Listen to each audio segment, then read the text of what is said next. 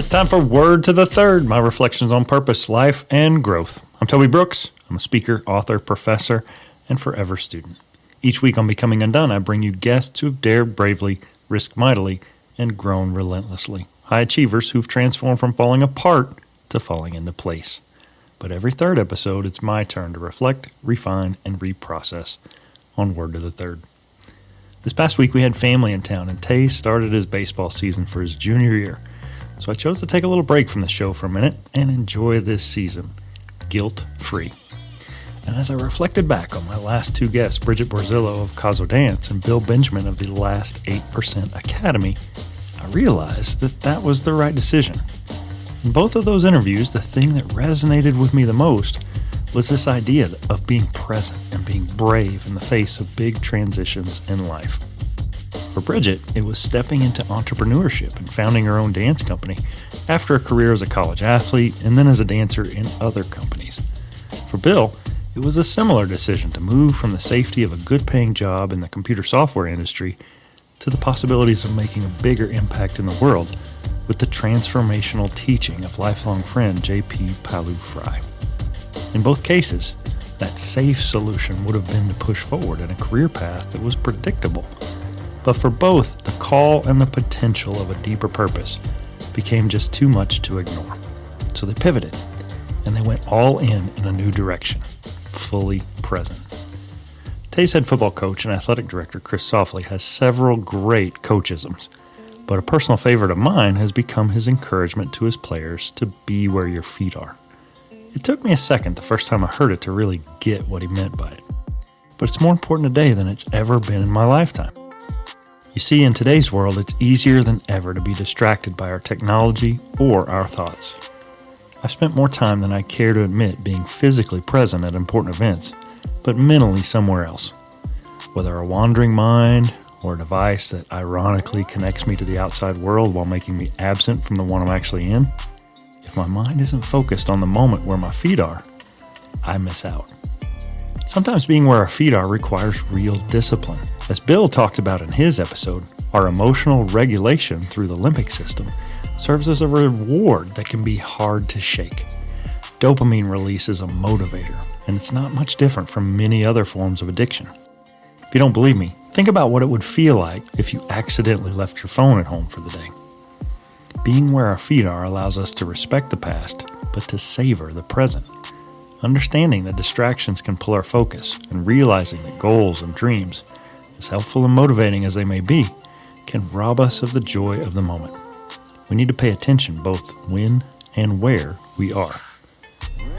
For so many of my guests, the real tendency for the high achiever is to plow forward after both successes and failures alike and be on to the next challenge. And on one hand, that's admirable, but on the other, it's a missed opportunity. We never know when or even if we'll get a chance to come this way again.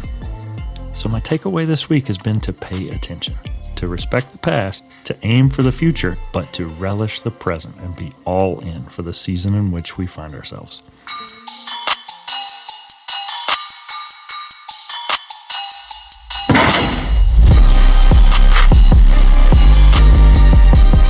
Bricks and buckets. Each week on Becoming Undone, I reflect back on the highs and lows of my week in bricks and buckets. Bricks are attempts that miss the mark, while buckets sail through the net clean and true. It's that basketball equivalent of roses and thorns, or happies and crappies, whatever you want to call it. This week's brick is the modern job search. All over the media, we hear about this great resignation and how companies are so desperate for good people. I'd like to think I'm good people, but my attempts to find new opportunities have yielded me almost nothing. I work with an executive coach monthly. I've paid to redo my resume and improve my cover letter. I meet regularly with 2 different seasoned professionals who serve as mentors. Yet despite all that, after countless applications for spots including full-time, part-time, and even volunteer spots, I've gotten very little response. What's worse is that most places today automate that whole search process, and they've sterilized it so much that the job seeker is left completely in the dark. No acknowledgement that materials have even been received, no update on the process, no notification when the job is filled by another candidate, nothing. And then there are jobs that ask for the resume. Mine's cut down to about 3 pages for non-academic jobs. Or a full curriculum vitae, which in my case is 33 pages for academic spots. And then they ask you to manually copy and paste in all the same info into their application software. It is a maddening and usually fruitless process that seems to have only gotten worse since the pandemic. And don't even get me started on jobs that don't post the salary ranges. Do better, hiring managers. It is inexcusable how unseeker-friendly and outright rude you've made the whole process. Let me step down off of my stump and talk about this week's bucket. This week's bucket is promotion. I've been in higher ed since 2001. I went back and forth between working as an athletic trainer and teaching athletic training for 2 decades. If you aren't familiar with the process in higher ed, you usually hire in as an assistant professor after you get your PhD. And after a probationary period, usually 7 years, you apply for promotion and tenure. Tenure means you have a guaranteed job for life, and promotion means recognition as a growing professional, as an associate professor. I was tenured and promoted in 2016, and the next step is to go up for full professor. Now, higher ed is in the midst of change. I recently read that somewhere around 20% of folks with PhDs actually secure permanent positions in academia, with other more specific areas being as low as 3%. Of those faculty, it's been estimated that around 20% of them will get tenured and promoted to the associate level. And only about 20% of them go on to be full professors. That means if we started with 1,000 PhDs, about 200 would get tenure-track jobs at the assistant level. 6 or 7 years later, 40 would get tenured and promoted to associate, and another 5 or 6 years later, 8 would get promoted to full professor. So the likelihood is less than 1%. At the risk of sounding like I'm tooting my own horn here, I was thrilled this week to learn that my application for promotion to full professor was approved, and that after 2 decades of teaching and clinical service, I had reached the highest level in the higher ed hierarchy this year.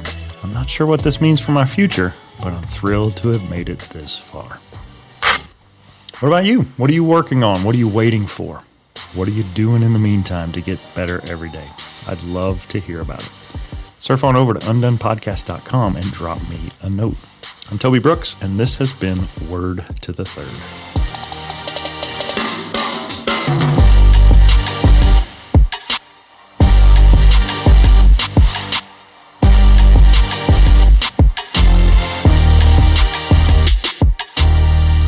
Becoming Undone is a Nitro Hype creative production written and produced by me, Toby Brooks. If you or someone you know has a story of resilience and victory to share for becoming undone, contact me at undonepodcast.com. Follow the show on Facebook, Instagram, and LinkedIn at Becoming Undone Pod. And follow me at the Toby J. Brooks. Listen, subscribe, and leave us a review at Apple Podcasts, Spotify, Stitcher, or wherever you get your podcasts. Till next time, everybody. Keep getting better.